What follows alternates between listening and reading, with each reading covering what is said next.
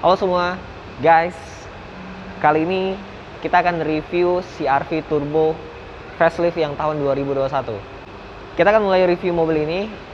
So, enjoy the video dan inilah review dari CR-V Turbo Prestige.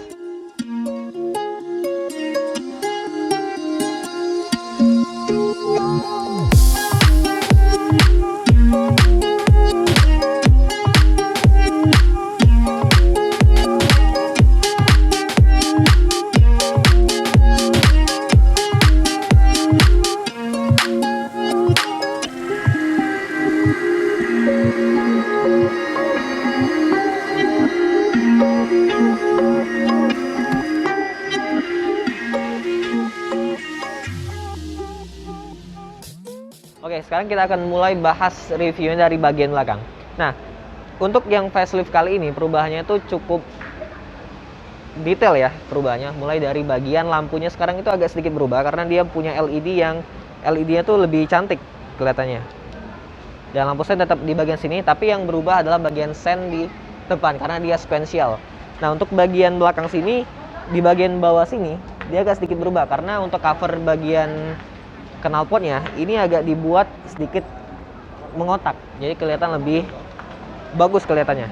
Untuk yang versi sebelumnya dia agak sedikit membulat untuk bagian knalpot di bagian belakangnya ini, tapi untuk yang sekarang dia bentuknya itu mengotak, jadi kelihatan lebih minimalis tampilannya. Nah, untuk bagian bagasi belakang ini yang sebelum facelift pun dia sudah menggunakan electric power tailgate, tapi untuk yang ini dia menggunakan kick sensor di bagian sini, jadi kalian tinggal mengalirkan kaki dan pintunya akan terbuka secara elektrik. Ini seperti mobil Jerman Eropa. Dan untuk kapasitas bagasi nggak ada perubahan, dia tetap ada tray di bagian atas dan ada bagian penyimpanan di bagian bawah. Pelipatannya ini bisa rata lantai, jadi untuk bangku baris ketiga sama yang tengah itu bisa dilipat rata lantai sampai ke depan. Dan untuk menutupnya juga di bagian sini ada tombol, dan termasuk juga di bagian kuncinya sekarang ada tombol untuk electric power tailgate-nya. Tapi dengan akhirnya mengayun kaki, kalian bisa membuka dan menutup bagasi secara simpel. Di samping sekarang untuk perubahannya dia tetap menggunakan pelek berukuran 17 inci tapi dengan desain yang agak sedikit berbeda. Nah, desainnya sekarang agak sedikit bentuknya itu seperti bunga-bunga. Kalau saya pribadi agak lebih suka dengan desain yang model sebelum facelift. Ban tetap menggunakan Brixton Dweller. Dan untuk suspensi belakang, CR-V itu bagus, dia independen. Dan untuk bagian depan, dia menggunakan MacPherson. Di samping sini perubahannya hanya sedikit, hanya di bagian velg. Jadi nggak ada lagi perubahan di bagian samping. Untuk handle-nya, sekarang tetap menggunakan akses keyless marquee yang modelnya itu sentuh di bagian sini. Jadi kalian tinggal tap di bagian sini, dan untuk membuka tinggal grab bagian handle dalamnya. Ini pintu CR-V itu saya suka karena pintunya itu berat, berbobot dan juga tebal, jadi kelihatannya itu lebih premium mobilnya. Lanjut ke bagian depan. Nah, sekarang kita bahas bagian depan mobilnya. Nah, bagian depan ini ada perubahan, terutama di bagian bumper sini dia sedikit membuat aksen lebih mengotak. Nah, tampilannya mirip seperti Honda BR-V yang aksennya itu dikelilingi warna chrome dengan bumper yang lebih tegas. Di fog lamp-nya sudah menggunakan LED sama sebelum facelift. Lampunya sudah menggunakan LED juga, menggunakan project multi reflector LED dilengkapi dengan DRL.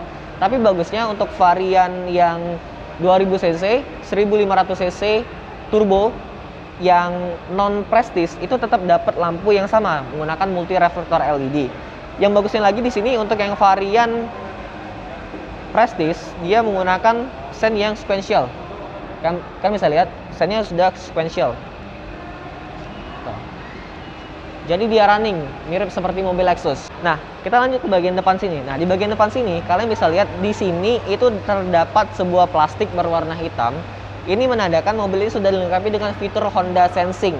Yang fitur keamanan tersebut sudah diterapkan di Honda CR-V dan juga Honda Odyssey yang baru.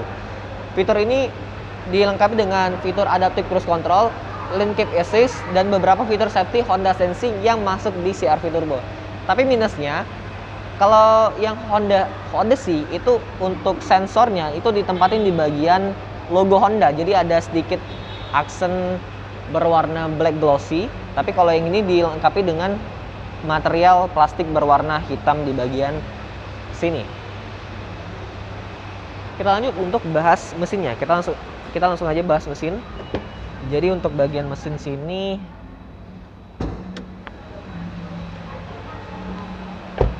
kita akan bahas bagian mesinnya. Oke, ini mesinnya cukup berat dan di sini ada pegas, tapi belum menggunakan yang hidrolik.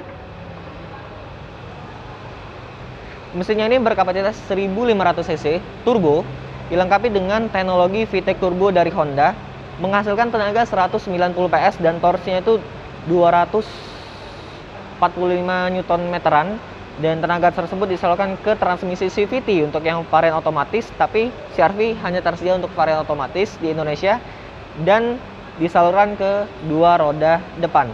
Nah, tampilan ruang mesinnya sendiri ini cukup rapi, dan untuk mobil yang sebesar ini 1500 cc dilengkapi dengan turbo, berarti untuk efisiensi pembakaran bahan bakarnya ini akan lebih optimal di mobil ini. Tapi buat kalian yang ingin pakai mobil CR-V dengan non turbo 2000 cc, itu masih tersedia opsinya untuk yang varian paling basicnya, tapi tidak dengan pengurangan seperti lampu tadi sudah menggunakan full LED semua untuk seluruh varian CR-V di tahun 2021.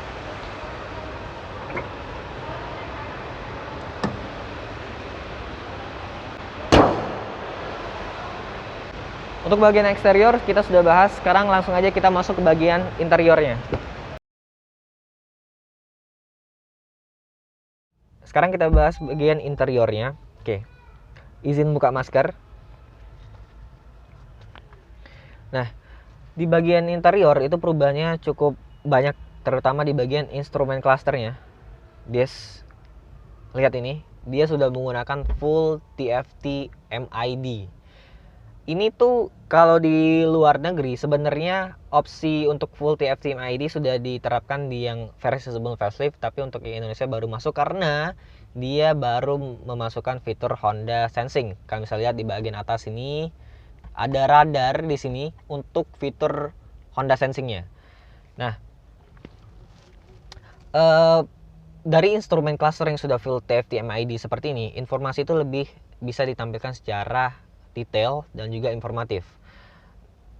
Dan perubahannya lagi di bagian head unitnya.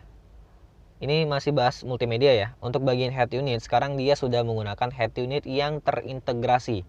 Jadi di sini tuh dia tuh lebih smooth, lebih complicated dan juga lebih intuitif pengaturannya. Walaupun layarnya ini lebih kecil daripada yang sebelum facelift, dengan panel yang black glossy di bagian sampingnya ini yang membuat agak sedikit kurang bagus kelihatannya, tapi fiturnya sangat lengkap di sini.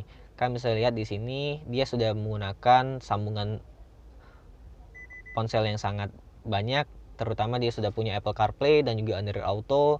Fitur-fitur berkendara juga bisa dilihat di sini di bagian home, pengaturannya juga cukup lengkap di bagian sini. Tuh, kalian bisa atur banyak sekali, ada pengaturan kendaraan bisa diatur lewat head unit ini. Sistem multimedianya sangat terintegrasi dengan mobil.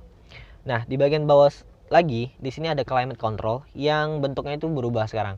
Kalau dulu tuh ada layar kecil di bagian sini untuk memperlihatkan fitur AC-nya, tapi sekarang AC-nya itu ditampilin di bagian head unitnya. Jadi di sini hanya bagian tombol aja nih, tombol untuk ventilasi, terus juga untuk sirkulasi udara, dan tetap menggunakan dual zone climate control untuk sync-nya di bagian sini. Lanjut lagi ke bagian bawah sini, dia nggak ada perubahan, tetap ada fitur eco mode di bagian sini. Terus untuk gear shift-nya dia menggunakan CVT, dan CVT-nya itu kalau yang dulu tuh sih agak sedikit annoying sih. Di sini tuh agak sedikit berat, tapi ini kayaknya agak sudah direvisi oleh Honda, jadi ya lebih smooth untuk transmisinya. Di sini ada untuk electric park brake-nya dan juga untuk auto brake hold-nya. Lanjut ke bagian bawah, kalian dapat dua buah USB port di sini, dan di sini untuk colok koneksi handphone kalian. Jadi kalian bisa colok koneksi handphone kalian seperti Apple CarPlay dan juga Android Auto di bagian USB 1,5 ampere ini. Ini untuk ngecharge 1.0 ampere nih, tuh. Lihat. Di sini terdapat tempat penyimpanan, dua buah cup holder, dan ini konsolnya. Ini tuh bisa di adjust lagi.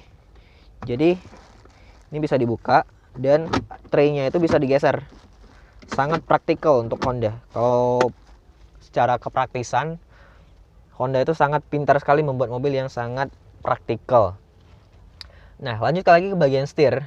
Setir ini sama, dia dibalut dengan kulit, tapi bedanya sekarang kita lihat di bagian cruise control dia ada fitur adaptive cruise control. Jadi fitur ini tuh bisa menjaga jarak kalian ketika menggunakan cruise controlnya. Ketika di tol itu bisa menjaga jarak antara mobil di depan. Untuk pengaturan posisi berkendara sebenarnya Honda tuh nggak ada komplain sama sekali. Jadi dia tuh tetap dia punya tilt steering dan juga teleskopik yang jangkauannya tuh luar biasa jauh sih. Tuh. Pengaturannya sangat sporty dan joknya sendiri kanan dan kiri sudah menggunakan electric seat. Tuh. Jadi pengaturannya lengkap. Joknya sendiri kalau saya sendiri sih sebelumnya itu menganggap kalau jok Honda tuh agak keras ya. Tapi kalau sudah duduk di sini pendapat itu berubah. Jok ini sangat lempuk dan juga material kulitnya itu berkualitas. Bicara soal material kulit, di bagian dashboard sini semuanya itu dibalut dengan panel yang soft touch. Nah, di bagian door trim juga di sini ada panel soft touch sampai ke bagian armrest di sini. Dan untuk speakernya memang dia belum seperti rivalnya CX-5 yang disupport oleh sistem audio yang berkelas seperti Bose. Dia menggunakan audio standar, tapi kita nggak tahu sebagus apa audionya karena kita nggak bisa coba, dan juga kita nggak bisa coba rasa berkendara dari mobil ini seperti apa. Kekedapan kabin yang direvisi oleh Honda karena kita tahu Honda itu sangat kurang dalam segi peredaman suara ke dalam kabin. Oke, di bagian depan kita sudah bahas. Selanjut kita ke bagian bangku belakang sih. Sebenarnya nggak terlalu banyak yang harus dibahas di bagian belakang. Oke, sekarang di baris kedua, kita bahas baris kedua. Nah, hal yang saya temuin ketika masuk ke baris kedua ini adalah ketika kalian buka pintunya, ini pintu itu cukup berat karena kesan premium dapat banget. Tapi kalau anak kecil yang masuk ke dalam mobil ini, saya yakin ini akan kesusahan untuk masuk ke dalam kabinnya. Anyway, kita bahas di bagian lain. Saya lupa bilang, di bagian atas ini CR-V itu dapat panoramic sunroof yang besar sekali. Jadi ini nggak bisa dibuka karena mobilnya baterainya habis, jadi kita nggak bisa start engine jadi buka sunroofnya. Tapi kalian bisa lihat di scene ini seperti apa panoramic sunroof CR-V turbo. Keren banget kan? Lampunya sendiri ini sudah full LED dari bagian depan sampai ke bagian belakang tuh sudah menggunakan LED semua. Dan kelengkapan fitur yang kalian dapat di baris kedua adalah di sini tuh ada konsol AC. Dia ventilasi itu nyambung ke bagian depan, dan di bagian sini bagusnya sekarang dia tuh udah dapat 2 buah USB port dan wattnya itu 2,5 ampere. Dua-duanya itu 2,5 ampere. Nggak ada apa-apa lagi di bagian sini. Tetap dapat 2 buah seat back pocket kanan dan kiri. Disco nih lampunya. Nah, untuk bangku di tengah sini tuh dia tengahnya dapat armrest di sini dan dilengkapi dengan 2 buah cup holder kalau nggak salah. Tapi kita nggak bisa buka karena masih plastikan. Dan di sini tuh kalian dapat AC kalau kalian duduk di baris ketiga. Ini dapat AC, dia bisa diatur fan-nya sampai 3 speed. Di sini dapat lampu LED dan headrest dia lengkap, terserta untuk segi safety dia lengkap juga. Airbag dia sampai ke baris ke-3. Untuk Isofix dia ada. Dan ini bangkunya kalau CX-5 kan dia nggak bisa maju mundur tuh. CR-V dia bisa. Jadi kalian ini posisi paling maju, kalau kalian mundurin juga bisa. Tuh. Lega banget nih kalau nggak ada penumpang di baris ketiga. Sangat lega dan sangat praktikal mobilnya. Anyway, kesimpulannya CR-V Turbo ini yang tahun 2021 facelift itu menawarkan hal yang sangat luar biasa bagus untuk dari segi safety karena sudah dilengkapi dengan fitur Honda Sensing, dan untuk segi display, instrumen cluster, multimedia dia sudah terintegrasi semua. Karena keluhan konsumen Honda tuh itu sih, Honda tuh nggak punya sistem multimedia yang terintegrasi dengan mobil, dan sekarang Honda sudah menjawab hal tersebut dengan memberikan teknologi yang baru terhadap mobil-mobil Honda di tahun 2021. Terima kasih buat semuanya yang sudah nonton video ini dari awal sampai habis. Share ke teman-teman kalian dan komentar di bawah mengenai CR-V Turbo bagaimana pendapat kalian. Dan buat kalian yang ingin tanya-tanya tentang mobil Honda atau mau beli mobil Honda, bisa kontak marketing yang ada di deskripsi di bawah. Sampai jumpa di video selanjutnya. Oh ya, jangan lupa untuk follow Instagram saya di bawah sini. Dan see you the next video.